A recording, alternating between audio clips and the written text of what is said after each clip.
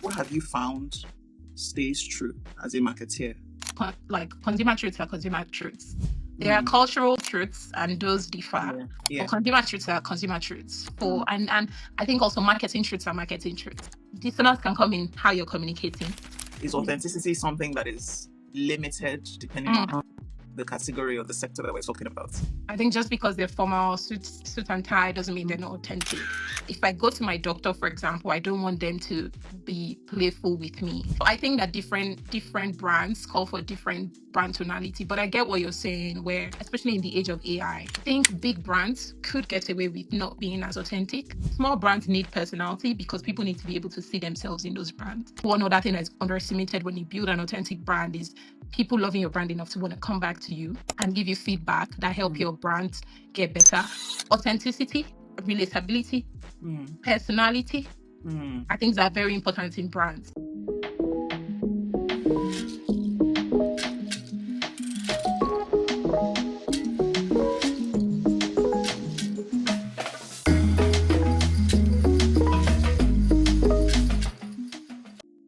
Everyone, welcome again. Thank you for joining me again on Unpacking with Tayo. And today I'm really, really excited for this particular conversation because Desola or D or Des, you might know her as, whichever one you know her as, is someone that I've always thought is a very interesting person. So I met Desola when we were both doing our masters, and she has an opinion about everything, which is fantastic. You know, Desola is solid. She was like the brainiest girl in class. Okay. So Desola she has really, really solid, great experience. I think at some point she was an architect.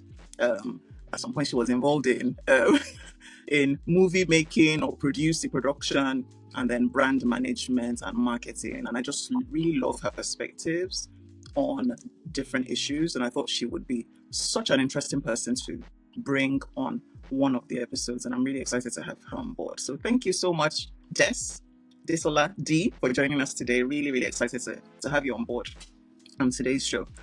Thank you, Tayo. Thanks for having me. I'm quite opinionated too. I don't have much. I don't have much to say, but thank you. Very fantastic intro. Yeah. When we start the conversation now, it will be interesting to see whether you do have much to say or not really. Or not, yes. Yeah, or not really. Yeah. So today we're talking about how brands win hearts. You know, how great brands win people's hearts. But I want to kick off in a really, light-hearted way before we get into the nitty-gritty. Let's just play a game.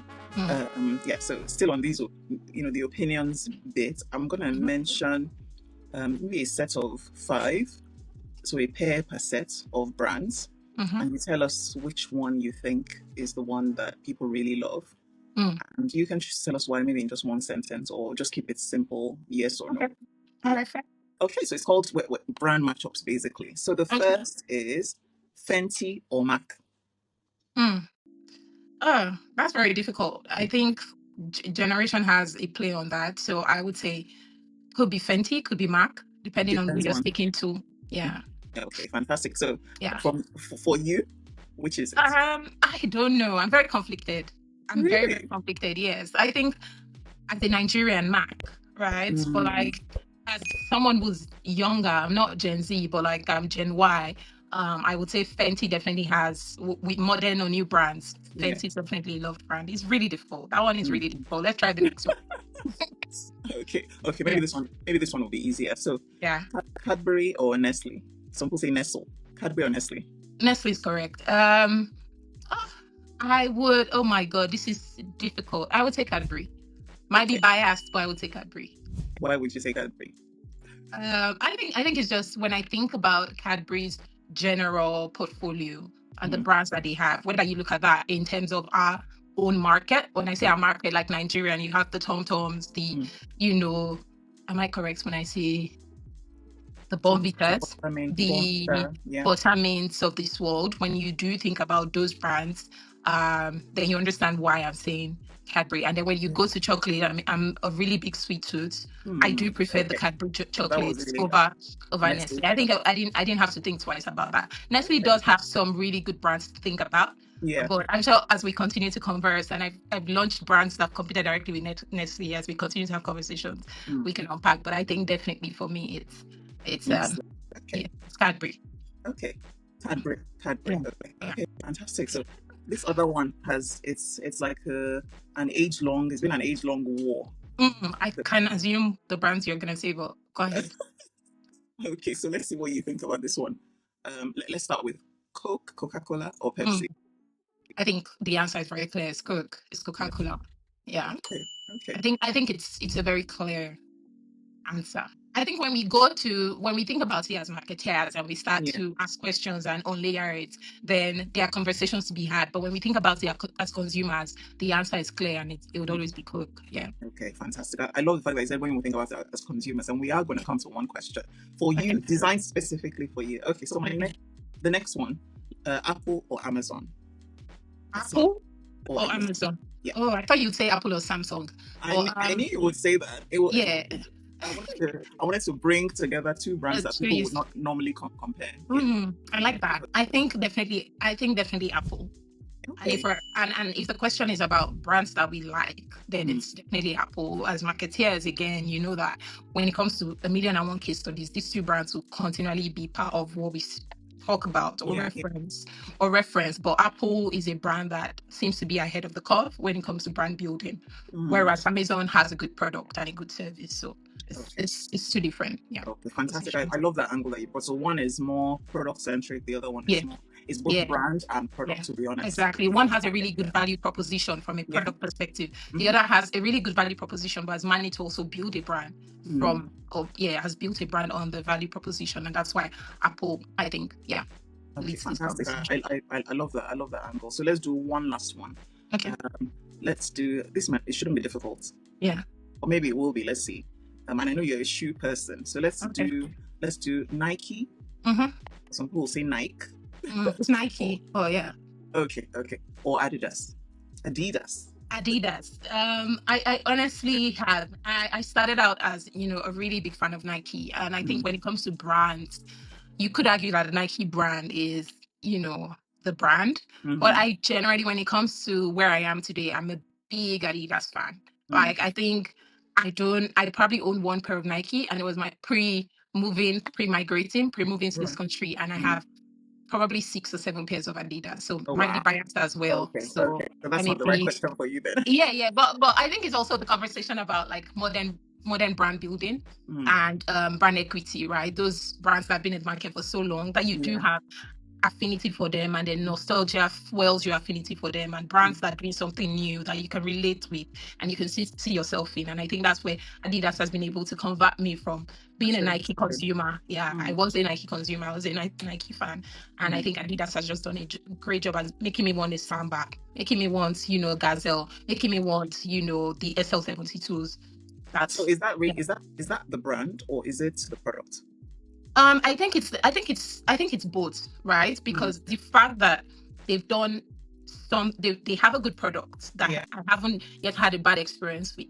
They have a good product, a good service, but also they've been able to push their brand in my face enough to even consider them. So there's a conversation about awareness, and there's a conversation about consideration, that consumer journey, So they've made me consider them, and that's something from brand building as well. There's also availability, which obviously they are everywhere. They're well distributed. They're everywhere. I'll find a Nike. And so consideration and awareness is what they needed. And in some sense, top of mind awareness.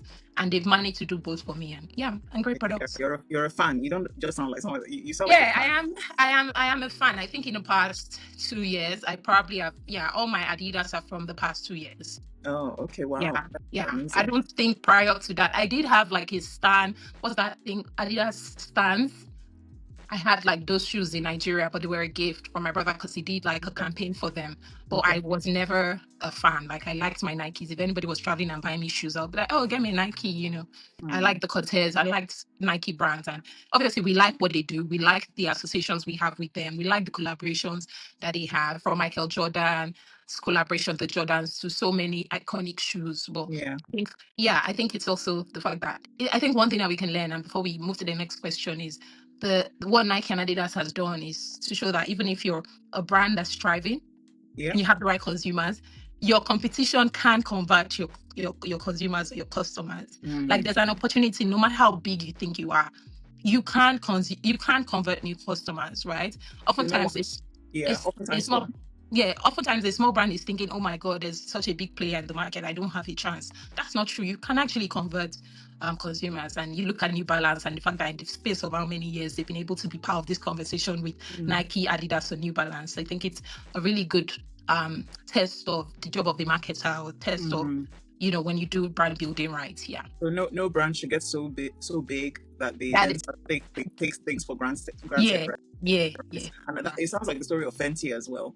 Yeah, exactly. Crossed her legs and said, "Oh, Mark has the market, or whoever else has the market," and that's Yeah. it. But she's been able to really grow very, very To grow, to significantly. penetrate that market. And you look at, like, especially with like beauty, in the beauty category as well, there have been brands that have successfully done this. Like before Fenty was launched, there was Kylie Cosmetics, right? So if Rihanna had felt like, oh, Fenty didn't have the place, but she understood her niche, she understood her our target audience. She knew that while Kylie was doing lip stains, if she came out with something for Black women, and that was when conversations about not enough colors for Black women, not enough range for Black women, not enough shades for Black women. So she understood the problem in the market, and she understood her target audience. So it was not, it was a no-brainer for people to convert from other brands to her. And obviously, Marc had been the only brand that we could associate with for such a long time as Black women. Yeah. And now there's Fenty with a wide range of different shades. And in some way, she also challenged Marc to start thinking outside of the box. Right? Yeah. So I think everyone can see now, viewers. You can see when I say, Desola is a shoe person, but she's also a makeup person. I mean, I'm an everything person, You're an as long everything as it's person, a really. I mean, fashion thing. for Yeah. someone who can really go from Aki to producing to marketing, then yeah, you're an everything person. Yeah. Fantastic. Awesome. So, I mean, we've spoken, you said a lot about brands. We've gone into details of how you love Adidas and all those things. But let me just pull you back a little bit to, before the decks, before the business, before case studies and all strategy and marketing and all that stuff. Can you think back to the first brand that you ever fell in love with? And why? What was it this is before, before now, before all of this? Or maybe I should even let me hone it down a bit more. Yeah. Niger brand. Yeah. Obviously, when you said the first brand I fell in love with, I was immediately thinking Nigerian brands. I don't know about like brands that I fell in love with, but I can tell you like brands that were significant when I was growing up, and that I felt like we're doing something different that is still stay with me till today. Okay. And it's like brands like Jik, right? The bleach brand with their blue bottle. And that was very explicit. I didn't say bleach. Okay, but Jik. Yeah. Jik. I think of brands like Clean, how standouts they are, or how they stood out when we were younger. I think about brands like Omo, for example. And those were brands that did ads that still stay with me till today, that I still recite and I know from beginning to the end. And I think Eclairs, right? And if you remember, like every time we watch like cartoons or kids shows, Eclairs ads will come out, and is the new Cadbury chocolate Eclairs. I still remember like the girl rapping, and inside the whole background, like a green screen that she was floating in, and one of that like younger people. So I think those brands were very significant when we were growing older. And I think outside of like FMCG brands, you also now think about musician brands, like artists brands. So you could think of like the Plantation Boys, them Tony Tetwila. Those were brands. They were people, but they were brands. And they managed to stay with us for such a long time and bring something different that stood out from like the general backdrop of music business as usual that we knew, and we're doing something different, and the identity was there in the way they spoke, in their tonality, in generally how they deliver their music, and how the amount of energy that they brought. So since you went back to Plantation Boys, P Square before they became P Square, Senorita P Square, Style Plus, those were brands different. Those were brands. They were different, they stood out, they knew what to say, and then they came with their own characters, right? They came with their own personalities or on screen, and they were really different. And I think a couple of years ago, when I had the opportunity to work with someone in music, I think one of the things that they used to say is, I want to, especially for female artists, like, the girl next door persona and the so persona. So there is a persona that they think about, and there's a brand that they think about when they come out as artists. So I think when we talk about brands, we don't talk about people brands enough. Yeah.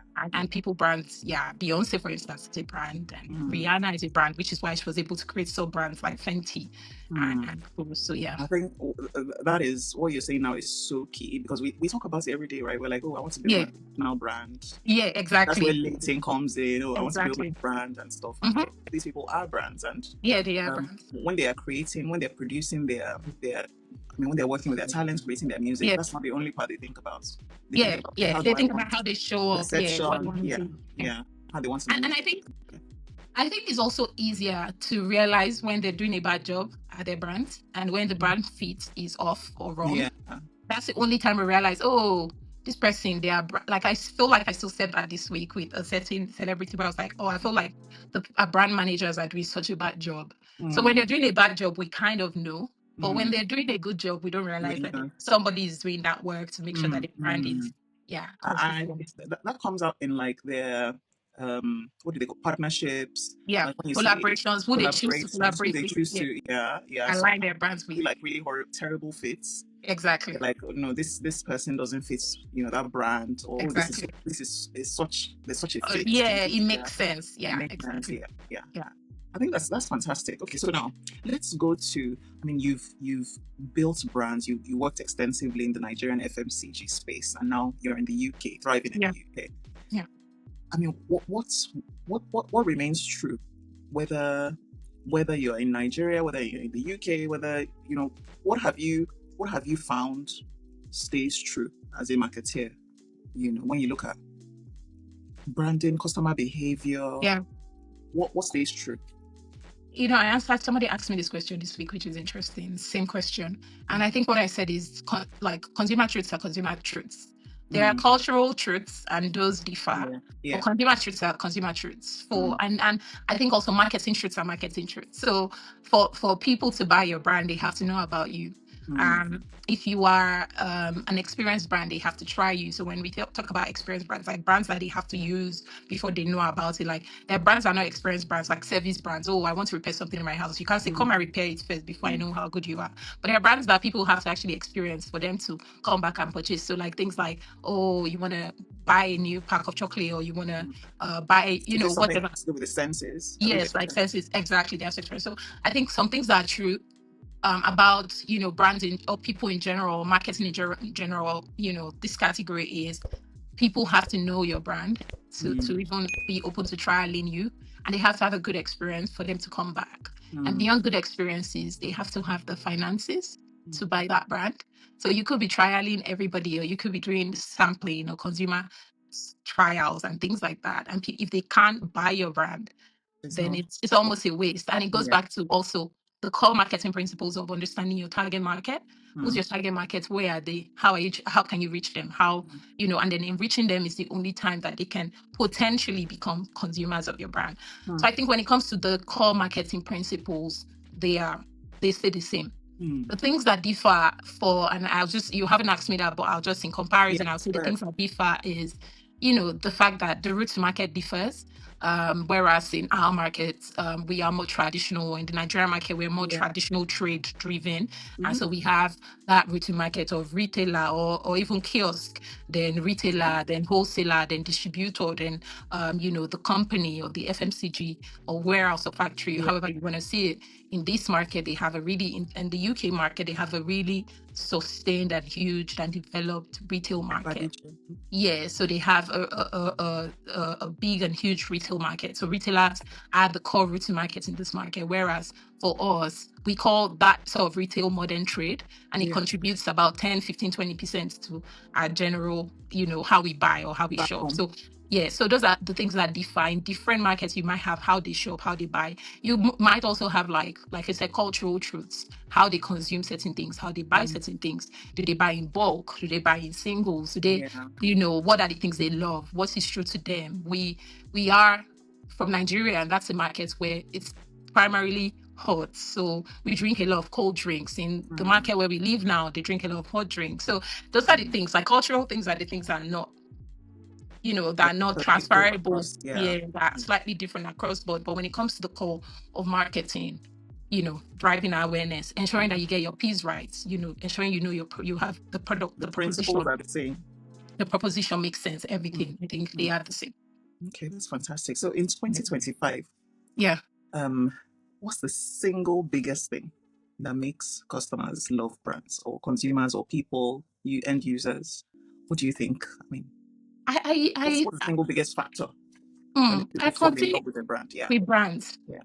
I continue to think it is your value proposition, but I also think it differs based on what kind of brand it is.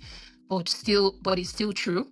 So when I say that, it's like, you know how they're value brands, they're mainstream brands, and they're premium brands. Yeah. So when you think of brands like Hermes, for example, they're or Aston Martins or Mercedes or Chanel, they're like heritage brands because they've been in the market for so long. Mm. So in terms of the value proposition, people still in these days, people complain about their quality not quite being the same. But because of their heritage and the history and the affinity that people have towards those brands, or the fact that they've remained exclusivity, so people aspire to be part of those Oh, yeah. conversation. The conversation is slightly different from luxury and premium brands. But then when you think about just your general value and mainstream brands, is having the right value proposition, having a product that consumers want, and that actually solves a problem Mm. for them. Mm. Because nobody's going to buy you if you don't solve a problem. They'll buy you once because it's on TikTok and everybody's talking about it, but they won't Yeah. come back Mm. if it's So not solving the problem. sometimes there's that dissonance between Yeah. what the brands are saying Yeah. and how they are substantiating what they're saying, right? Yeah. Yeah. Yeah. Let's talk about that. Let's just unpack that a bit. I think you could see brands that, and I don't want to give like direct examples, but I think you could look at any industry and pick a couple of brands that are quite good, but they're not good or you have this feeling like, I'm not going to spend that amount of money on that. So there's obviously a proposition issue, and there's dissonance between your product and your price, or dissonance between your promotion and your product, or your promotion and your price. And I think that's where conversations about ensuring that you have the right value proposition or you have the right proposition comes into play. So, I think dissonance can come in how you're communicating. Mm. So, and this is why I said as consumers versus as marketers, because sometimes as marketers, we think that what we perceive as a problem is the biggest problem, or our brand is the best thing after agege bread or sliced bread. But we need to understand that there's work to be done for every brand. And it goes back to the conversation we had about Adidas versus Nike. When you get to a point when you feel like, oh, I'm there, or I'm the it brand, anything can change. Mm. And even with premium brands that I reference, like Hermes and Chanel, there's a reason why Chanel was able to almost price at par with Hermes now. Sometimes it's even your category cues. Like if this category is known for, if everybody associates lemon, for example, with yellow, and say your lemon is blue, I don't know, purple. So that could also create like dissonance. So I think it's a beautiful, but I mean, there are like so many different elements that need attention, right? Yeah. Okay. I like the way you're unpacking it, and we're just looking at different angles. But there's so much, and there's there's a lot. There's a lot. So much we can say in 30 minutes or less. What's the place of authenticity? What do you think? Let's hear your opinion on authenticity. Where's the place of authenticity in brand building? In driving brand love. I think obviously it goes back again to category. And when I say category, I just mean like the group of products and where they fall on that. So like, your Omo and clean and stuff is like, detergent category or what have you. But I also say like when it comes to authenticity, it has a play in driving brand love, in also driving like brand equity, especially when you think of industries like wine, or you think of industries like coffee, right? The fact how authentic they are to where you associate those products to impact how people try them or pick them off shelf. So when you go and pick up a bottle of wine and you see South Africa, you feel, oh, okay. And you see France, you say, oh, okay. You see, if you see Nigeria, if you see Nigeria on a bottle of wine, you might wonder. So I think, you might wonder because we don't make, maybe if you find palm wine, or like ogogoro, and you see, So I think authenticity from that perspective, obviously, plays a part. And you go to coffee as well, and you have that same conversation, Italian beans, different beans based on where they're from. But also, so that's one way to look at authenticity. Authenticity has a lot to do with, obviously, where you're from, heritage, or the place that you associate with that category. But Yeah. also authenticity has a lot to do with how you speak, like your tone of voice, how the product itself is put together, how that value proposition is wrapped around. And I think obviously has a play. You could be a me too. I think sometimes even as people, we kind of feel a way about being a me too brand, but you can be a me too But they're brand. very successful Me Too brands, Me isn't too it? brands, yes, Some yes. brands So build their strategy, their on, whole yeah, essence is just on being Me Too. They have no interest in being number one or anything. and yes, and I was gonna say, like, even with price strategy, you have something called what's that, competitive pricing, which expects you to Yeah, think about yeah. your competition when you're pricing. So authenticity from even a me too brand means picking one of the P's and doing it well.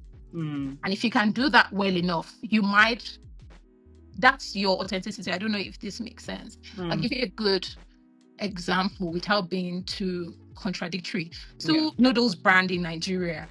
One is the market leader, very well loved big brand. Another one that I got the opportunity to work with, smaller noodles brand, younger.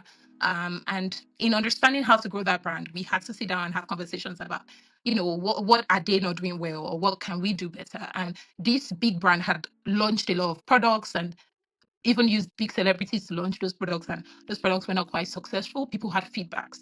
And then for us, we understood our capability to be able to innovate and innovate well. And that was the thing that we felt that we could do well.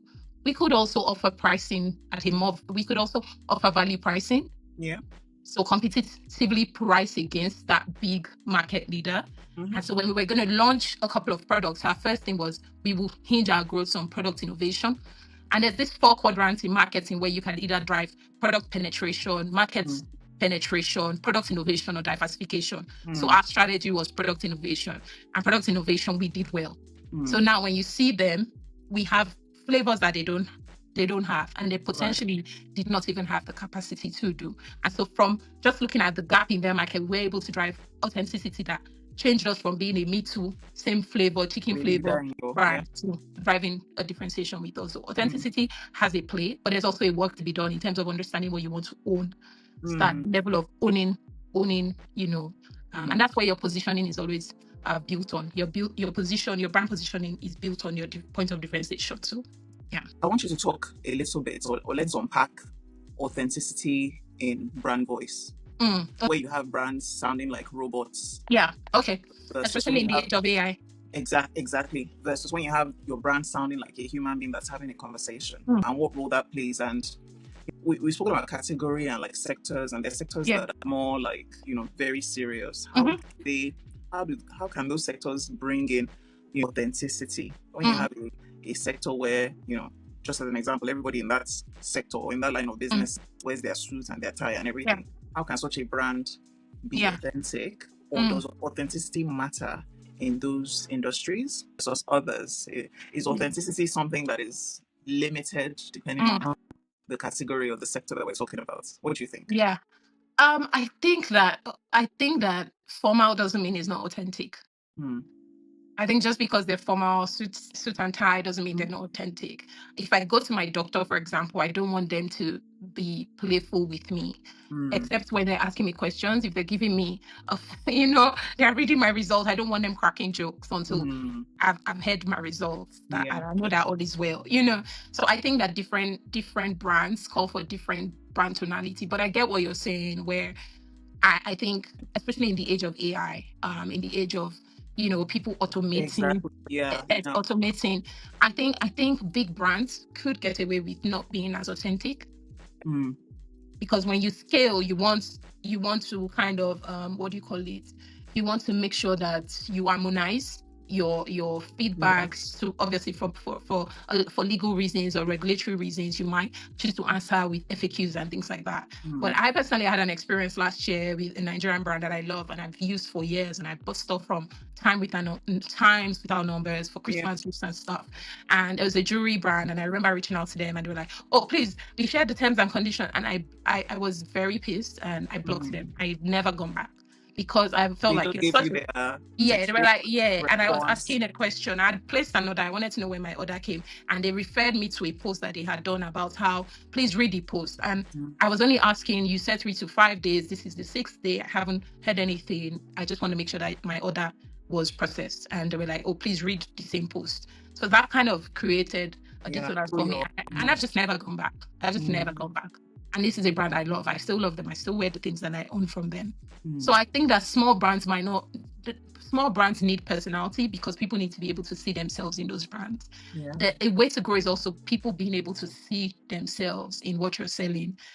People need to be able to feel like this is for me. A lot of brands grow just by people feeling that this is for me or they are talking to me. Like relatability, authenticity from relatability is important. I think one other thing that's underestimated when you build an authentic brand is people loving your brand enough to want to come back to you and give you feedback that help your brand get better. I think a good example is what's the name of this brand in the US that recently has a new Nigerian CEO, Red Lobster. Yeah. The way people feel like, oh, Red Lobster now cares about me, they care about my feedback. So there's the first one where the CEO, who's Nigerian, came out and he addressed everyone. And then there's a recent one from yesterday where everyone has been saying, hey, your seafood boils, they lack spices, they lack pepper. And he's done another video to say, we've heard you, now we're creating. And people are like, I'm going to go again. I haven't gone in 5 years, but I've gone like 6 times in the past 2 months just because of your video. So I think authenticity, relatability, personality are things that are very important in brands. A lot of brands that we've mentioned, like Nestle and Cadbury, have been built on people feeling like they care about them. So that feeling of care. So I know I remember doing a tonality brief at some point, and it was things like, oh, we are not deflective, we are this, we're not aggressive, we are responsive, we are not confrontational, we're communicative, those kind of things. We're not ignorant, we're informative. We had to do what we're not and what we are. And I remember sitting and doing that work with like our agency, because you need to do that to your comms agency or whoever's managing your social media Every should do. brand should have that, isn't it? Yeah. And I think when somebody who doesn't know your brand enough is running, is communicating on top of it, on behalf of your brand, you can tell if you have that. Somebody's going way above. I think one of the brands that I currently work with, T-Pix, does a good job at having their own personality and a good tonality. We're very lighthearted, very fun, very simple. We don't use, one of the things we say is we don't use big words. We're not gonna, you don't need to open the dictionary every time. We're not gonna bamboozle you. That's amazing. We don't, no airs, no graces. We don't use big words. And when I read something from an agency that doesn't sound like T-Pix, I'm like, this doesn't sound like T-Pix. T-Pix will say this. I'm able to clearly say, and I think it's that authenticity that's followed, how we show up, even on our packs, when you see they're very simplistic. And I think, it shows. I think that's really, really amazing. I love that. I love the tonality, the personality, what we're not.